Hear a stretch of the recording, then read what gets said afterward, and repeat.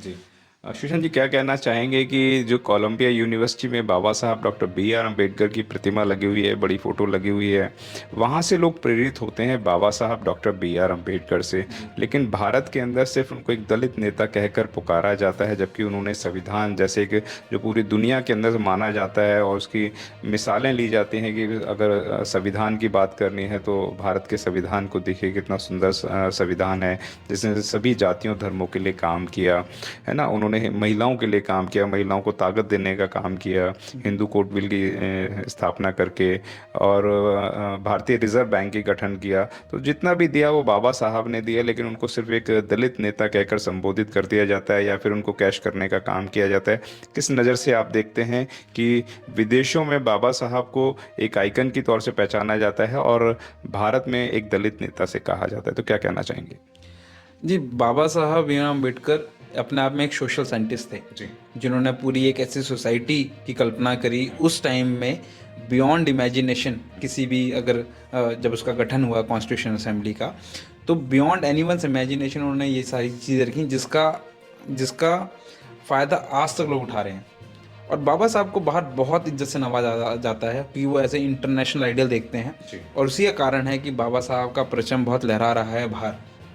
प्रतिमाएं एक छोटी चीज़ हैं, उनके विचारों पे बात होती है, उनसे काफ़ी प्रेरणा ली जाती है। जी। काफ़ी काफ़ी अंग्रेज़ हैं, काफ़ी मतलब जो एनआरआई कम्युनिटी है वो उनको काफ़ी ज़्यादा पूछती है।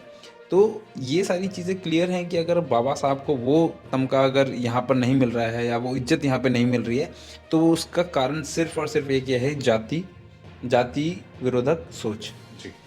एक आदमी सारी दुनिया में जीत लेता है, लेकिन अगर उसको जब बात आती है बाबा साहब को यहाँ पे एक रिकग्नाइज करने के लिए, उनको भारत रत्न यहाँ पे लेट दिया गया, उनको यहाँ पर इज्जत से आज भी डेट की नहीं नवाजा जा रहा है। और अगर काफ़ी लोग पूछ भी रहे हैं तो इसलिए पूछ रहे हैं क्योंकि उनका जो दलित वोट बैंक है वो काफ़ी इमोशनली कनेक्टेड है। जी।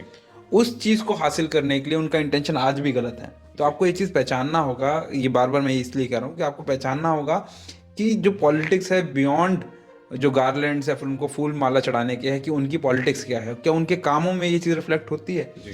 क्या वो अम्बेडकर वादियों के लिए ऐसी कोई पॉलिसी लेकर आ रहे हैं, क्या फिर ऐसी चीज़ों में संरचना कर रहे हैं जिससे दलित समाज को फ़ायदा होगा। तो ये जाति जाति की वजह से ही बाबा साहब को जो उनको क्रिटिसिज्म मिलता है यहाँ पर, या फिर उस तरीके से हम देखते हैं कुछ रील्स भी आई हैं जिसके अंदर बहुत गंदे से उन्होंने बहुत ट्रीटमेंट दिया है। और हर गांव के अंदर बाबा साहब की एक मूर्ति होनी चाहिए। जी। और यही चीज़ बहुत बहुत एक रेवोल्यूशन की तरह होगा, क्योंकि काफ़ी जगह मैंने देखा है कि मूर्तियाँ तोड़ दी गई हैं, लेकिन उसके बाद भी हमारे समाज के लोगों को थोड़ा बहुत जो चंदा हो उसी से, अपने ही समाज के लोगों से किसी भी तरीके से सहायता लेके, हर गांव के अंदर जहाँ जहाँ दलित हैं वहाँ पर उनको इन उसकी प्रतिमा लगाएं, उसकी आप सुरक्षा करें और उन्हीं से आप प्रेरणा लें कि जब आपके बच्चे उस गली से निकलें तो वो देखें कि एक आदमी आया था जिसने पूरा देश बदल दिया, पूरी हमारी संरचना बदल दी। जी। हर हमें भी उसी तरीके बनना है। जी। तो हर गांव के अंदर एक ऐसी मुहिम होनी चाहिए कि जहाँ पर हम बाबा साहब की कितनी प्रतिमा लगा सकते हैं उतनी लगाई जाए, और उसके बाद उन्हीं से प्रेरित लेते हुए अपने समाज के बच्चों को पढ़ाया जाए। अगर आपने अभी तक हमारा चैनल सब्सक्राइब नहीं किया है तो सब्सक्राइब करें और घंटी का बटन बिल्कुल भी दबाना ना भूलें, ताकि सभी लेटेस्ट खबरें पहुंच सकें आप पे सबसे पहले।